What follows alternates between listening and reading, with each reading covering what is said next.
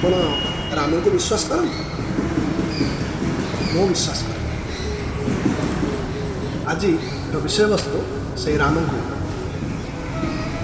ଯେତେବେଳେ ଦସ୍ୟୁରତ୍ନାକର ବାଲ୍ମୀକିରେ ପରିଣତ ହେଲେ ସେତେବେଳେ ସପ୍ତଋଷି ତାଙ୍କୁ ରାମାୟଣ ରଚନା କରିବାକୁ କହିଲେ।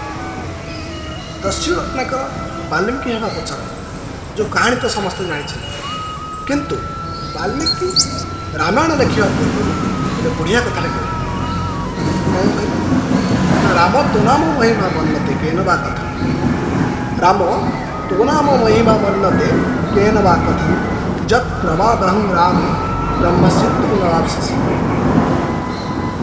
ହେ ରାମ, ମୁଁ ତୁମର ନାମକୁ ଓଲଟା ଜପି ଜପି, ମାନେ ମରା ମରା ଜପି ଜପି ମୁଁ ଦସ୍ୟୁରୁ ଆଜି ବ୍ରହ୍ମର୍ଷି ରୂପରେ ପ୍ରାପ୍ତ କଲି। ଆଉ ମୁଁ କିପରି ଭାବରେ ତୁମର ଜୀବନଶୈଳୀକୁ ଗୋଟେ ପୁସ୍ତକରେ ବର୍ଣ୍ଣନା କରିପାରିବି? କେତେ ବଡ଼ ଜ୍ଞାନୀ, କେତେ ଜ୍ଞାନର ଅଧିକାରୀ ସେ କହୁଛନ୍ତି, ହେ ପ୍ରଭୁ ଶ୍ରୀରାମ, ମୁଁ ତୁମର ନାମକୁ କିପରି ଭାବରେ ମୁଁ ପୁସ୍ତକରେ ବର୍ଣ୍ଣନା କରିବି ଜୀବନୀ ଭାବରେ।